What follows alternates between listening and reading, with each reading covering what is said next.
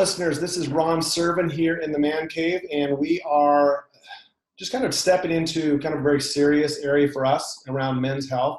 We've had a lot of different topics that we put out there, and there's some topics sometimes that men don't really pay close attention to. So this is one of those episodes that you really want to share with somebody that can really be able to understand the importance of this. So for me, I'm just kind of excited to be here with Brian Leggett. He's our guest coach today. Not just a coach, but just an amazing man that I've been able to spend some time with, learning more about him. But first, I'm going to check in with my main bro down below. Said, check in. Okay, man, you said that, and I almost made a comment, and I was like, wait a minute, let me check and see which mask I'm wearing right now. Excuse me, man, that could have went anyway, man. I'm good, man. I'm good. Happy to be here, man. Happy to have Brian with us. Yeah, thank you. Thank you. Like, it's crazy, dude. Like, we're in all different places on the earth, but I can still feel, it's like I could feel the energy, man. It's crazy. Yeah. And just happy to be here, man. Happy to have y'all joining us. Yeah, man. Let's get it. So before we dive in, just again want to introduce Brian Leggett. He is living in Arizona. He's an amazing coach that again is doing great things in the world, and a topic that he brought to us, just something that he's going to really dive into, some stories that he's experienced in his life, and really has provided us reason to put this out into the universe, knowing that we don't have these conversations typically. We don't ask those questions. So Brian, check in with us. Let us know who you are, why you're here, and what the hell you're gonna do. Brian Leggett. I'm excited and very grateful to be a part of this and be in this space with you guys. So thank you for that. I appreciate it.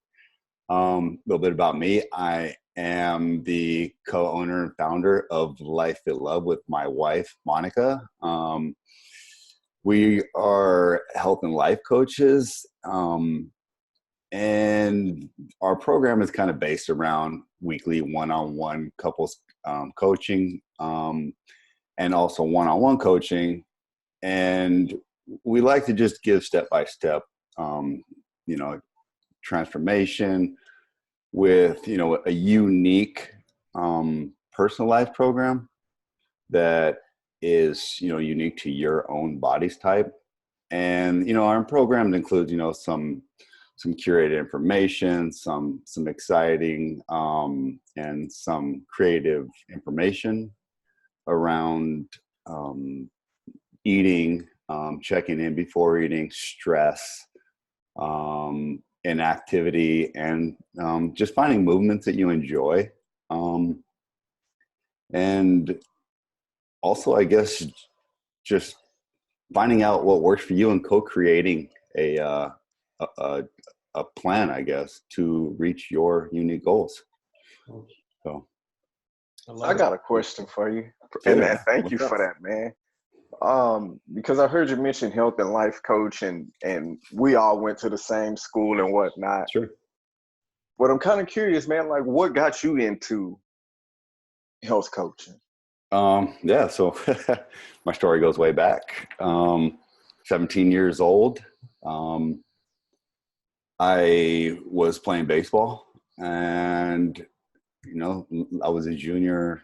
I think it was my junior year, senior summer maybe, playing baseball, having a good time, and started noticing, I was really getting tired a lot, really getting tired. Come home and sleeping all day, and couldn't figure out why. So anyways, a few months go by, still playing ball every day. The first year to graduate, senior year now. And one day I woke up and I couldn't breathe. I could not get a deep breath. It was just like a short gasp for air. Like I couldn't get a full breath. So I'm kind of freaking out. Rush in, tell my mom I can't breathe. And she's freaking out. So she's like, all right, we got to go. got to go to the doctor. We got to see what's going on. So she takes me to the family doctors. Doctor does a chest x-ray of me, and doctor finds 2 tumors in my left lung. Doctor's kind of like, "Whoa, this is something. We need to send you to a specialist." At the time, I was living in the San Francisco Bay Area, and the doctor sent me and those x-rays to Stanford Children's Hospital. I was only 17 at the time, so I had to be admitted into a children's hospital. So I get in there. The doctor looks at his x-rays, and he's like, "Oh, we got something going on here. I want to do a few more tests." So doctor does a few more tests, comes back in the room, and he asked me that question that I still remember him asking me very clearly was, "Is there anything on your body that is not normal? Something that you need to talk to us and tell us about right now?" And I knew there was something, and I was embarrassed and scared for a long time to tell anybody. But the doc, it was go time. It was time for me to share, what I knew, what I had. So I told the doctor, yes, there's something that I know I have. I haven't told anybody because I was scared and embarrassed because of where it was at. So I pulled my hospital gown up and I showed him a tumor in my left testicle that was about the size of probably in between a golf ball and a tennis ball. And doctor checked over my whole body, anything else, that was it. That's all I knew about. That's all I was feeling. I played it off for myself in my own mind for a long time that playing baseball literally every day and wearing a cup to, protect myself. I was like, it's probably the cup messing with me, irritating, inflammation. I made up every excuse to not say something. A few hours later, that same day, I'm on the surgery table. They removed the left testicle that day. And I spent the next 9 months of my senior year getting chemotherapy at the Children's Hospital at Stanford University to get those 2 tumors out of my left lung. School's only 9 months, so that's the whole time you're in school. Whole time. I actually had a teacher come to the hospital, and basically I did home studies, either at the hospital or for a few days when I was home in between treatments.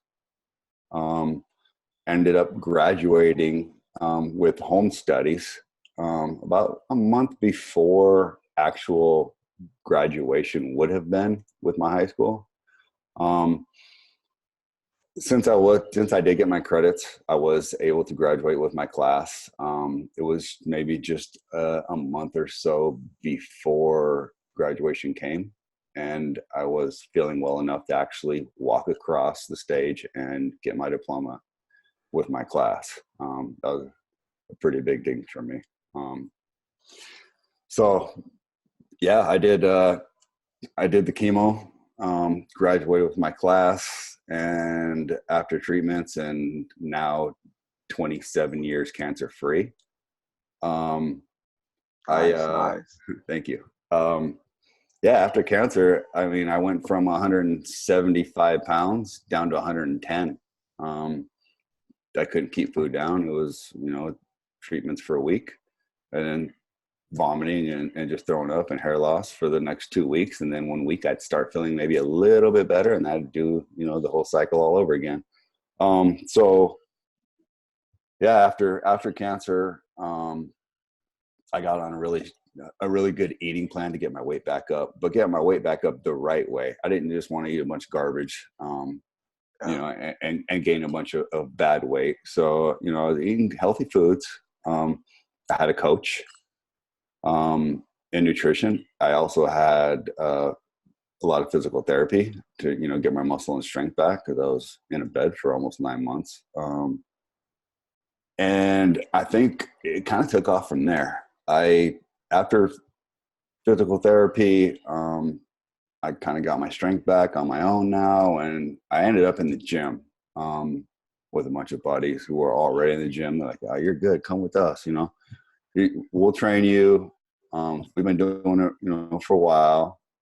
They're in really good shape, and what better to learn from than guys who know what they're doing already? They're already in there. They're doing their thing, and they're doing things the right way too. So I started hanging out with them. I started hitting the gym 3, 4, 5 days a week, and I kind of got that iron addiction. I couldn't get out of it. I was loving it. And after that, I started putting on some good sized muscle. A lot of guys were throwing, you should do a show now, because I was starting to get so into it that I probably had a chance to compete if I wanted to.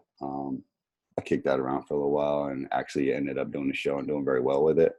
But it really wasn't my thing for me, just because when you're in competition like that, there's a lot of deprivation through food. A lot of people ask me for help on how I got the results that I got. If I would help them with their workouts, if I would help them, with their diet and with their nutrition. And with the diet that I was doing, that I really didn't enjoy, I would share it with them. And after 2 or 3 weeks of them doing the same diet, they're like, yeah, this ain't cool. I can't do this. So I think that's kind of how I ended up in health coaching, is just, with the habit change. Me and my wife, we were married at the time I started competing. She was competing as well. And me and her would sit there and, kind of bang our heads on the wall, because we're like, we have all the right tools to help people succeed, to help people win and reach their goals. But one thing was missing. We couldn't figure it out. So we kicked it around, did a lot of research, and she actually found HCI. And when she found HCI, and it was completely about just changing your habits and your mindset, it's like both of our lights went on. That light bulb just clicked on. It was like, that's it. You can give somebody the perfect, unique nutrition plan. You can give them that workout that will, give them big biceps and a thicker back. But for it to be sustainable, there has to be some kind of shift in the mind, some kind of habit change. So going through HCI and getting the knowledge to learn how to coach others through mindset and habit change, it's been that missing link that we were looking for.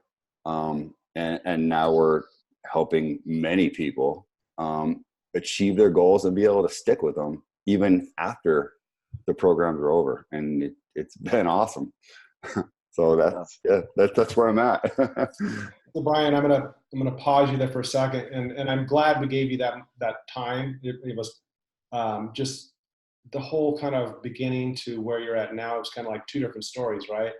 And I really want to kind of go back to just your early description of you as a young scared boy, just kind of having a part of your body that you felt vulnerable about telling others about because of what might be judgment or whatever came out of that. And I think knowing and experiencing men that I've been around that won't take action before something significant shows up in their life.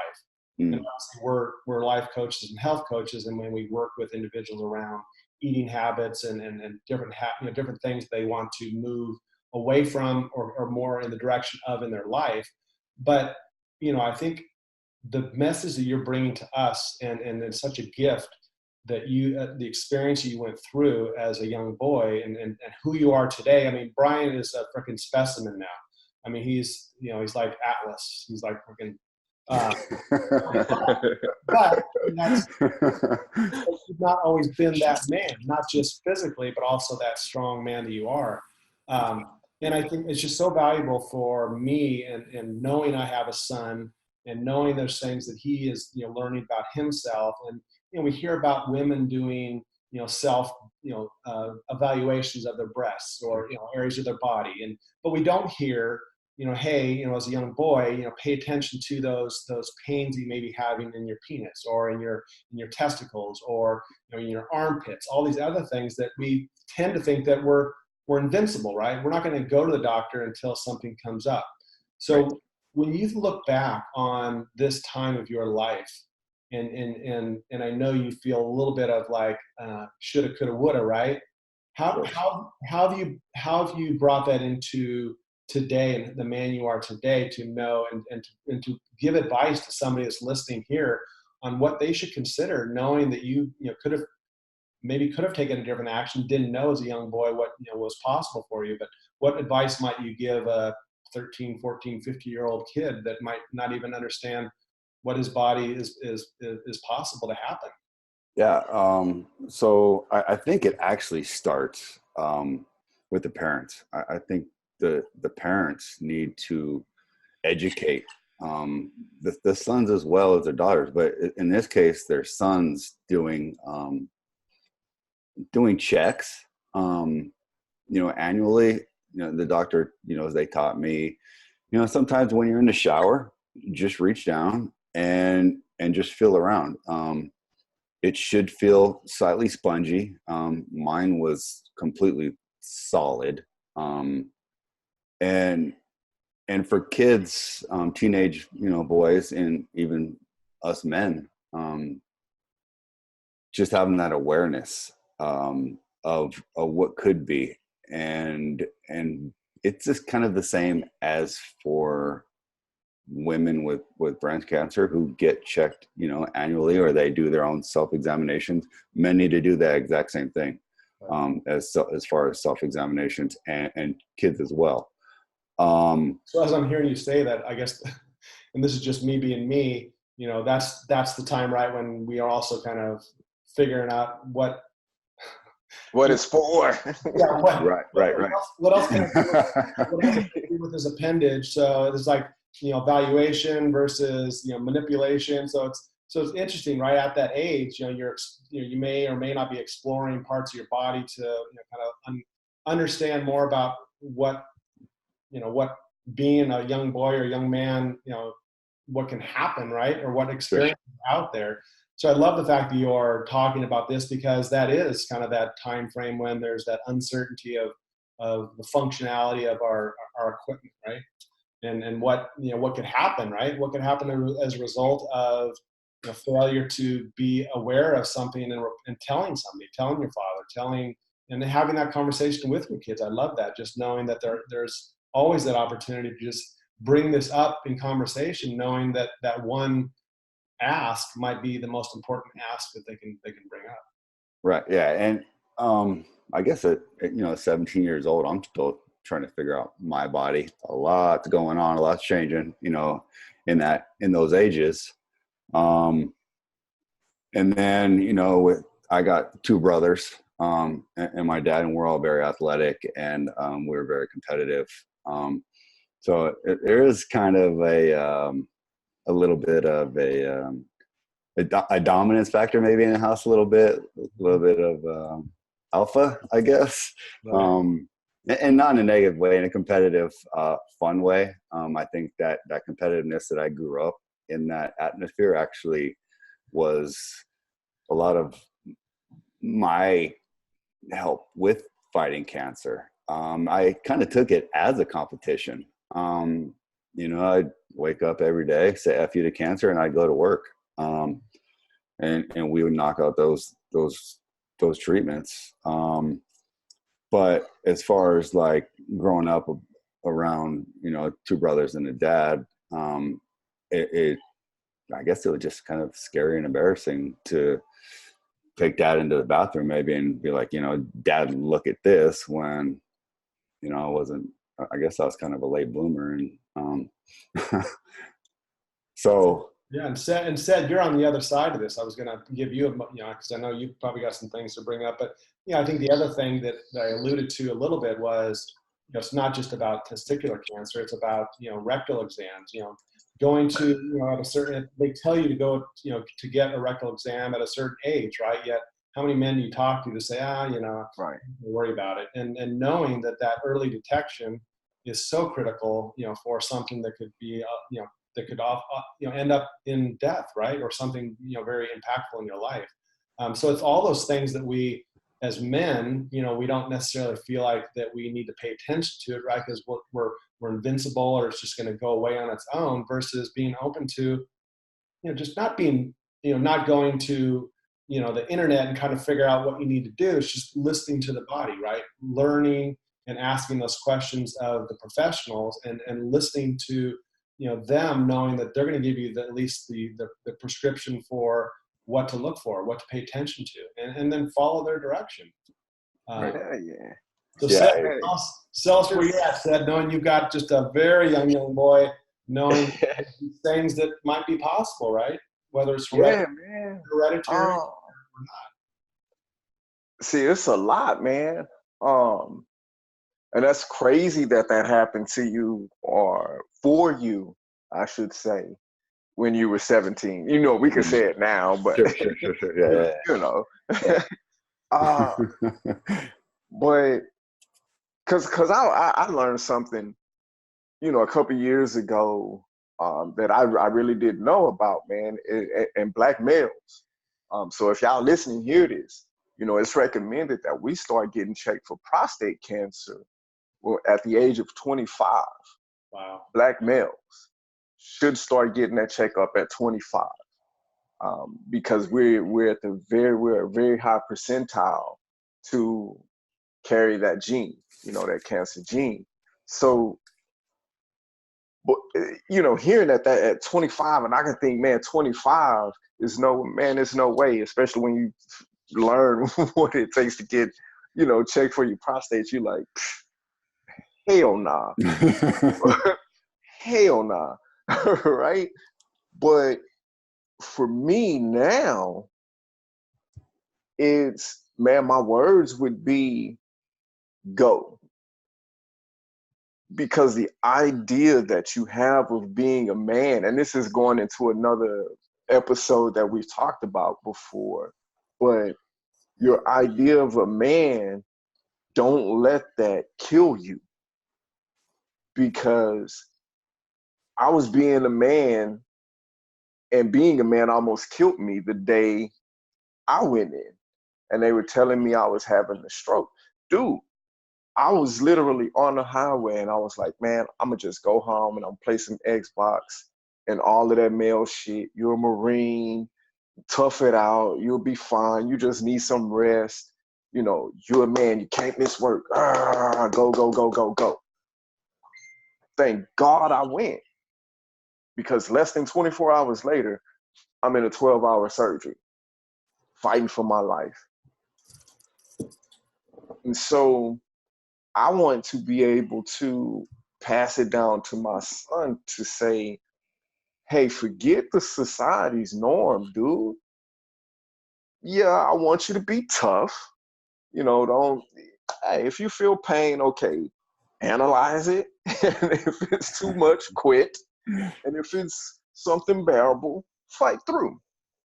But that has nothing to do with you being a man and your health, dude, because it does not discriminate. Let me tell you, our health, cancer is cancer. It just discriminates where it's going to go. Okay, throat, prostate, testicular, whatever. Cancer's cancer, though, and it doesn't care. You kid, old, young, whatever. So, son, if you feel something wrong, go get it checked out. Because it's not worth it in the long run, because now you could be in a situation where, okay, well, you only have 90 seconds because it's going to take you about a minute and a half to bleed out. So in that moment, I know if that's what they would have came back and told me, like, well, that aneurysm exploded, so you only got a minute and a half, go. I'm going to be pissed off, like, damn, why didn't I go get this checked out? And now I'm finna die full of regret. So man, don't die with regret when it comes to your health, man. Yeah, and that's kind of where I was at. Said same thing. If I would have said something when I first noticed the growth, the doctor said that it started there and it went into my lungs. If I would have actually spoke up and said something when I first noticed it, I could have avoided maybe the whole 9 months of chemotherapy on my lungs. Maybe, I don't know. But with me being scared and embarrassed and trying to be a man, I kept it quiet and hoping that one day I'd wake up and it would go away. And it instead of going away, it just got worse. And looking back, no, of course, I wish I would have said something in the beginning. It would have saved me. It would have saved a lot of people, a lot of hard times. So yeah, like you said, if anybody who does notice, or sharing with your kids, if they notice anything that's not normal, don't be too prideful or scared or embarrassed to speak up, because it could literally mean your life. So. Man. I'm curious, Brian, when did you, because I'm just kind of almost like living this through you explaining this. So I'm curious when you and how you found the strength when you were kind of in this place of not even knowing at a young age like that. I mean, where did you find the strength to really move forward, to really take action and to then move past this whole experience? As far as the taking action, I was kind of forced to take action. Waking up in the morning, not be able to breathe, right. was a factor of the cancer in my lungs, was restricting my breath. So going to the doctors and having my doctors look at the lungs and then me finally coming out and telling the specialist about the cancer and the growth in my testicle, that kind of pushed me to not really have a choice. It wasn't something that I was like, all right, today is the day I'm going to come out and say it. I'm kind of staring, face to face with the doctor, and he's like, you have to tell me something right now. And I'm looking at my dad and I'm looking at the doctor and I'm like, all right, here it comes. And I was scared and embarrassed to even say it at that time. But when I heard what was going on in my lungs, I knew that something was serious going on. So it sounds like the strength came from going through the experience, not so much having the strength leading into it. It was just, this is what I have to do. And now this person that's resulted after this experience is where the strength came from. Yeah. And part of it just being scared shitless too. So tell me, you shared a little bit with me, Brian, about the Make-A-Wish, that you're involved with them. So I'd love to hear a little bit about that. Yeah. So after I finished treatment, I think it was my aunt, maybe. One of the doctors mentioned that for kids who are going through life-threatening diseases, could have a wish granted through Make-A-Wish Foundation. So I believe it was my aunt that actually might have put my registration in for a wish. And so my wish was granted. I had a woman who I did not know. She took her time for me, volunteered, and granted my wish. In 1992, the wishes were a little bit different. They're a lot different than they were now. My wish back then was, I just wanted a home stereo, nothing too crazy. Me and my brother listened to a lot of music. And I wanted some new clothes that fit. At 110 pounds, all my clothes that I was wearing was either a hospital gown or 175-pound frame clothes. So this lady took her time, Make-A-Wish set up the limo, took us, to the mall. I bought a bunch of clothes that fit me at 110 pounds. Those did not last very long with, my nutrition and workout regimen that I started on. And I didn't really know much about what, this lady did for me at the time. It was kind of like she kind of just showed up. And my parents and my aunt kind of explained to me what she was doing here. And I was like, okay, cool. Sounds great. As I got older, I kind of like heard more. Make-A-Wish would pop up here and there, and I was like, that sounds like really cool. Like, I remember a lady doing this for me. Maybe I can do this for somebody else. I kicked it around for a while. It would come and go. And, one day I think, me and my wife were kind of hanging out, and I said, something I've been thinking about for a long time. And I want to do this is I want to give back to somebody. A lady who I didn't know, she didn't know me, but she volunteered her time for me to take me and grant me my wish. So I told her, I said, I want to be a wish granter. So she's like, if you want to do this, I'm in. I want to do this with you. I want to experience this, together. And I said, this is something that I'm really passionate about. It's something I'm serious about. I've been thinking about it for a long time, and I'll figure out exactly what, we need to do to become wish granters. So what happens, we both went down to the Wish House here in Phoenix, and we both did, I think it's a 4-hour class, the registration. They kind of give you a bunch of scenarios and, what to expect, and, about a little bit about some of the kids and stuff like that. So we're all in, we're super pumped. So now to this day, we've granted 3 kids' wishes. We've both been ambassadors. We've both spoke in front of small groups at wish events every year. There's a Walk for Wishes here in Phoenix in October. A lot of athletes are out there from the area. It's just a good time. So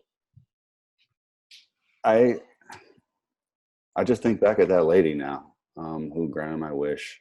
Thank you if you're watching.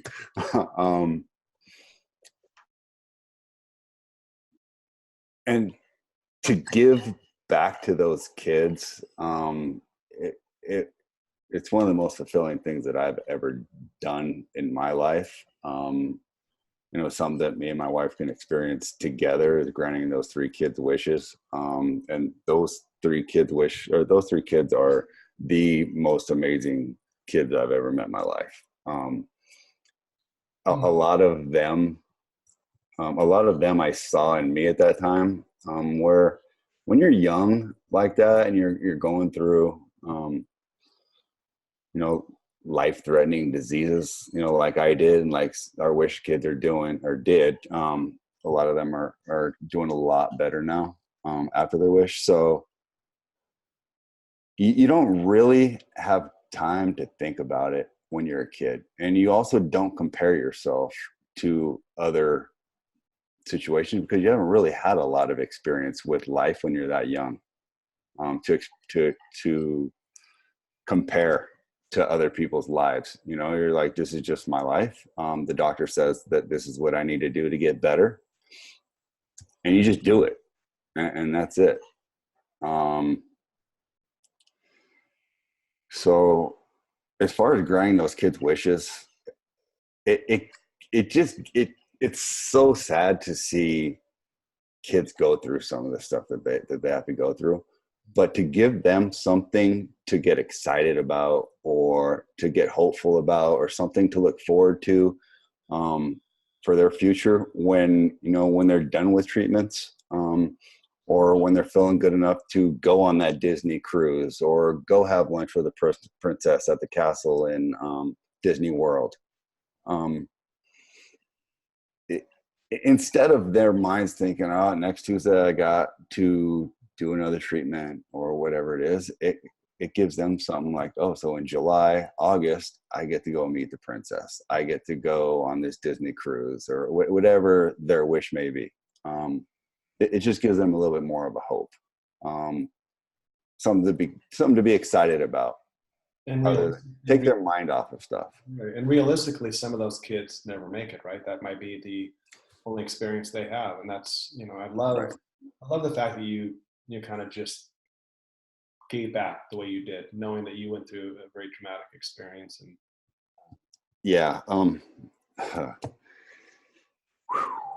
you saying that kind of So my first wish kid, Xavier, cystic fibrosis. He had respiratory issues, had trouble breathing. 9 years old when I met him.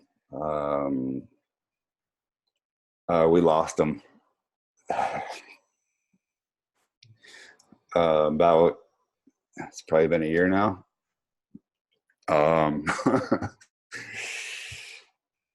still miss that kid every day. Still stay in contact with his parents. When I met him, my first wish kid, it was special. And he not only became my wish kid, we hung out. I took him to the football games here, went to a bunch of the Rattlers games, a couple of Diamondbacks games. He was my best little buddy for a long time. He ended up getting really sick, and they had to take him to I think it was Baylor, out in Cedric's area a little bit, and had some complications with a lung transplant, and he never got to come home.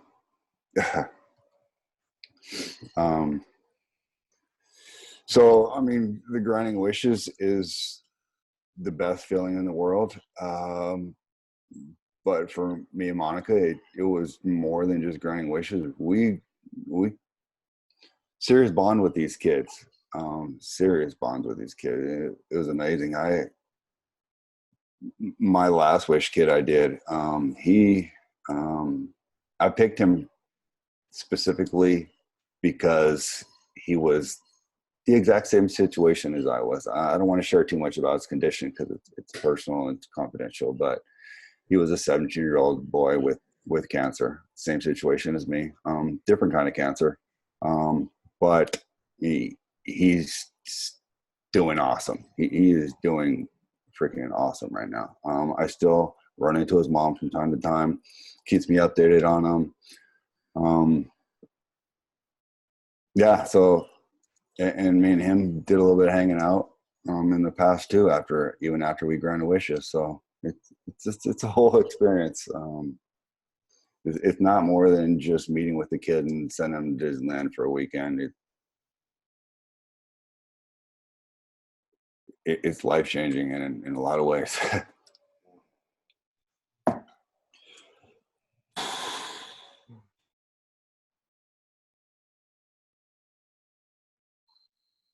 It's tough, yeah.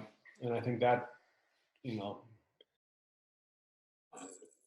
that whole experience that you just, kind of shared, Brian, I think that's, those are the things that we really want to put out, knowing that those are the things that actually cause shifts in people's lives through tragedy, through, experiences that we never expected to happen to us, right? And, for me, I've got a 14-year-old son, and I know, any moment could be my last, right? So it's our willingness to obviously listen and be to be aware of the things we're doing to ourselves, whether it's stress or other things that can cause pain or suffering or disease, all those things in our lives, and how can we as individuals really pay attention to that. But just that's the story that you're telling about, just granting these wishes for others, people that you've never met before, knowing that this is something that is going to last a lifetime for them and for you. Yeah, I still remember my wish. It was totally unexpected, but I still remember it very vividly. And the excitement of of granting the wishes for those kids. Monica and I did the same thing that the wish granter did for me. We set up a limousine. I think, I even dressed up as Mickey Mouse from my first wish kid. And we picked him up in the limo. We took him to the airport. We walked him all the way to the gate. Big old buff Mickey Mouse. Yeah, I got a picture of that somewhere around here too. It's pretty awesome. Yeah.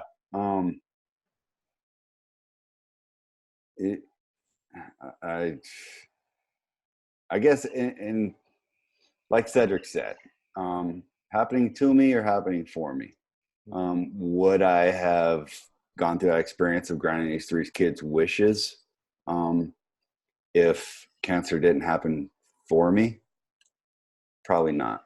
I can't say that it wouldn't have happened. It wouldn't have been that spark, that fire in my heart to give back, like that lady gave to me, and I wanted to give to somebody else. I wanted to pay that forward to somebody else.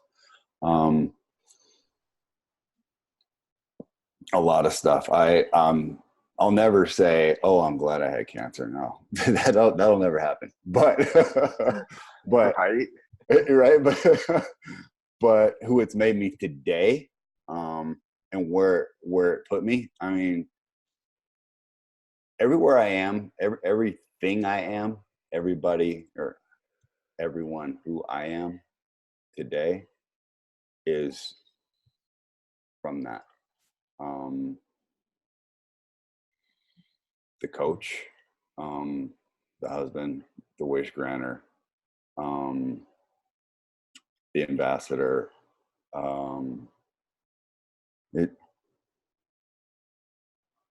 I guess I can go on. A lot of cancer, a lot of stuff.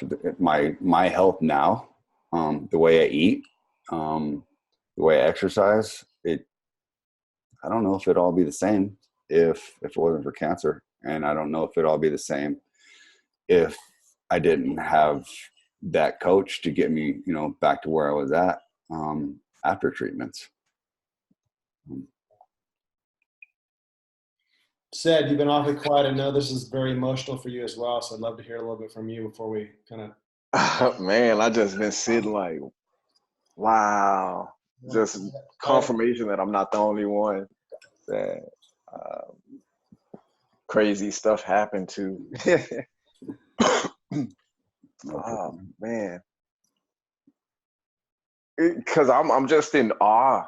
Like I'm just like, wow, this is pretty cool. Because I'll be honest, I don't know a lot of your story, Brian, and just hearing it now in full detail, that's where I'm at. Like, yo, this is a beautiful soul we sharing space with, to be able to take from that and give back, what you learned.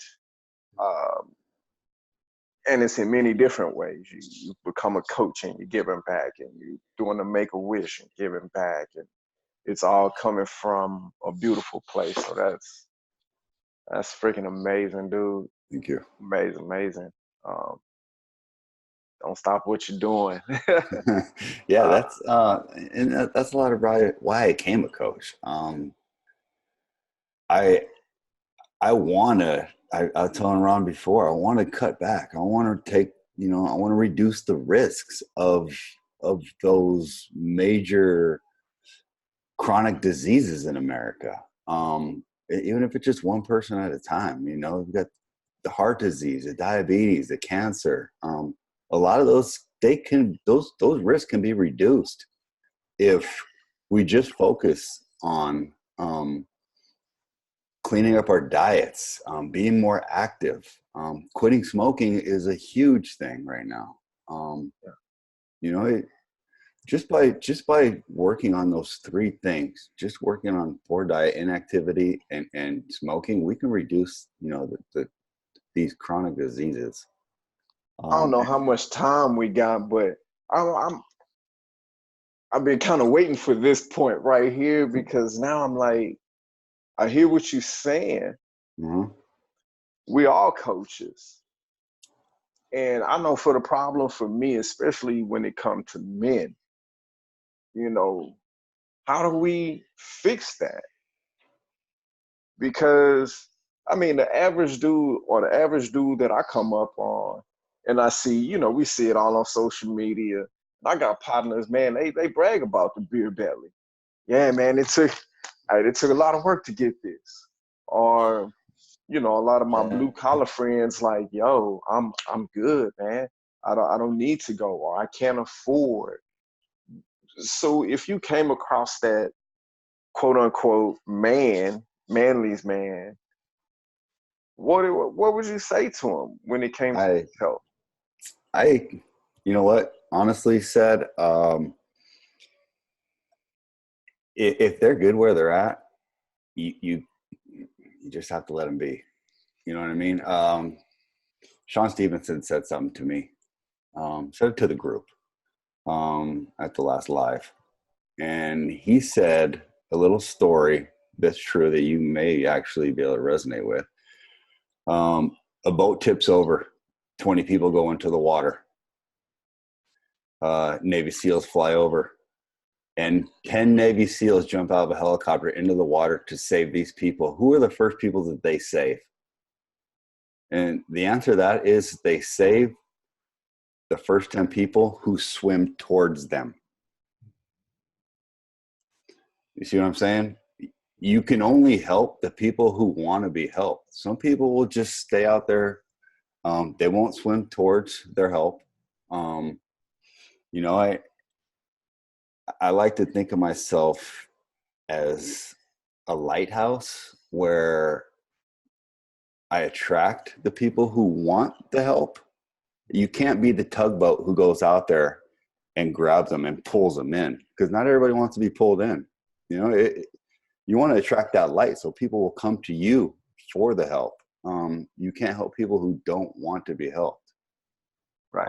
So yeah, I get the beer belly jokes, the dad bod jokes all the time. And when they're ready, and hopefully it's when they're ready and not when they have to do it, but when they want to do it, I'd love to help them, you know, but you just can't. I guess I just laugh at dad bod jokes off as well. It is what it is. It's hard because I seen the consequences. I know what can happen. You know, just by reducing, or just by focusing on a poor diet or inactivity, or maybe just quitting smoking, you know, we could reduce, 80% of heart disease, or 80% of type 2 diabetes. 40% of cancer could be reduced just by simply changing our diets, being more active, and quitting smoking. And not everybody's, ready for that. Change is hard, dude. Change is hard. Right. With change, has to be some letting go, and letting go is hard. And in order to change, you have to let go. And that's where growth begins, is after you can let go. And a lot of people are very comfortable with where they're at. And that's okay. It's when you feel like it's time to up-level yourself and your health, physically, mentally, spiritually. That's when it all starts. You just have to have that why. When your why is strong enough, or even when your why underneath the why is strong enough, that's where change comes, and that's where the success comes as well. Oh man, so I was glad you brought that up, because I know we all are very much connected to our own kind of spirituality, that mindfulness, parts. So when you're talking about that, I love you bring that, because I was also thinking about the actual word dis-ease, disease, just how, in my opinion, that our cells are listening to the messages we're giving ourselves. So when we think about, how we cause disease in our in our lives, or open up the potential for it, a lot of it is connected to how the messages we're giving ourselves. So keep that in your pocket as well. I'm just definitely seeing at least part 2 of this discussion, because I think we're, have really dove into a topic that really resonated with all 3 of us. Mm-hmm. And I just see the next part of this being just more of the actions, right? How are we going to take this into the world and really create these changes for ourselves, for others. So yeah, so I think for me, and I'm going to say my goodbyes now, just knowing that I know Cedric always has his signature kind of end of the conversation question for you, Brian. All right, yeah. That question, but from the bottom of my heart, Brian, I mean, I've spent a lot of time with both of you. You and I, speak on a weekly or biweekly basis, just on a coaching level as well as a friendship level. So I appreciate you coming here.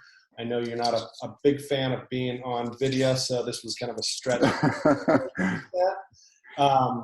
But I'm with my guys. I'm good. I just love that you totally represented what we want to put out there as far as just being a vulnerable, authentic, real, amazing man. And obviously you're a coach and you're all these other things, but for me, you're just an amazing, energetic, freaking, I don't know. I can't even put all the words out there. No, you got it. Thank you, Ron. I appreciate that. I appreciate what you brought to this channel and to our lives, knowing that there's so much more for us to discuss. And until next time, right? Because I know this is going to happen again. And said, as always, I know you're a little quieter I think we all had a little less time than we normally talk, and I think that was necessary for Brian to share his story. And for you, the listener, I know we had a little bit of a discussion about, just these self-examinations, listen to your body. Don't think that because you aren't asking those questions, there could be something going on inside of your body that you can understand more about and take action before it's too late. How many people do you know in your life that could have done something to prevent something and they never took action? So I challenge you, everyone that listens to this, somebody in your life that's in the same predicament, that they're taking actions that are causing dis-ease in their life. And is it going to lead to something that's going to be really unfortunate for that individual? I challenge you to take action and to hold that space. I know Cedric was, talking about, and we're all kind of talking about, those that aren't ready, those aren't swimming for us. But I would also encourage us as coaches, as men, and you, the listener, create space for people. You don't have to necessarily continue to engage in your efforts to get them to swim in your direction, because that's what they need, but just holding that space, right? Knowing that they may at some point are able to step into that. It's like the whole idea when the student arrives, the teacher appears. So it's that willingness to, when I'm ready, to step into that. And if we're willing to, on a subtle level, just keep that space open. Hey, if you ever need to talk, let me know. Just something subtle like that. I think we can make great strides in our life. So appreciation for each one of you amazing men and you, the listener. And I will turn it over to Mr. Cedric. Yeah, man. Yeah, I feel you, Ron. Like they say, the tip of the iceberg, but I look at it different now after this. I'm like, we just getting to the water of the iceberg, because, most of it is underneath the water. So, yeah, we definitely got to have a part two. If Brian would grace us with that. Absolutely. I love it. Yeah, that'd be awesome. Appreciate it. Sure. Appreciate it. And yeah, man, my closing remarks, I guess I would have to say, we all have that light in us. I don't care how you feeling, what you thinking right now. You, like Brian, we all are that lighthouse, but you gotta turn that light on to be able to attract those people. Right. Because the people Brian helped are for Brian. The people that I help are for me. And even whatever capacity you in your life, you are there to help somebody. Right. And turn your light on. And with that, don't be afraid to speak up when you feel something in your body. Because we've all said, oh, it's nothing. Oh, it's nothing. But here's the thing. I'm not saying become a hypochondriac. Oh, I stubbed my finger. Let me go. But if it's in the same spot and you feel it over and over, that's something. Go get it looked at. Pride will come before the fall. It always does. And to being too prideful to speak up. That's my only thing. And take the necessary steps to get healthy. Mm-hmm. I don't want to say healthy because that last part could scare people, but healthier. Do away with a candy bar. Just incremental steps, man. Incremental steps. Right. Love yourself enough to love yourself enough. You know what I'm saying? It makes sense in my head, but no, I get it. I love it. You know, yeah, I love it. Golly. But Brian, before we give you your closing remarks, I gotta hit you with a question, man. Okay, let's have it. That if you come in the cave, I gotta ask you. So you don't have to worry about space. On your tombstone, what would it read for Brian Leggett? Oh man, Ron, we've talked about legacy in the past.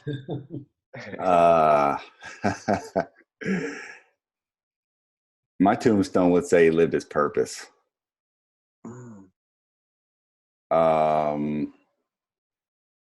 He lived true to what he believed in.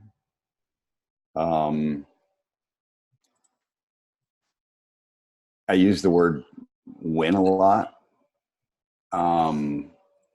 for others because I want everybody to win their own Super Bowl that they're playing. And everybody is playing their own game in whatever way that is. So I guess that tombstone is I live my purpose to help everybody who I could get that W. I can dig it. Yeah. Anything else you'd like to check out with Brian before we say our goodbyes? Yeah, again, I just want to reiterate again one more time for the fathers out there, just to check yourselves and to also let your son's daughter or your sons know as well to check themselves. A lot of 70% of chronic disease deaths are preventable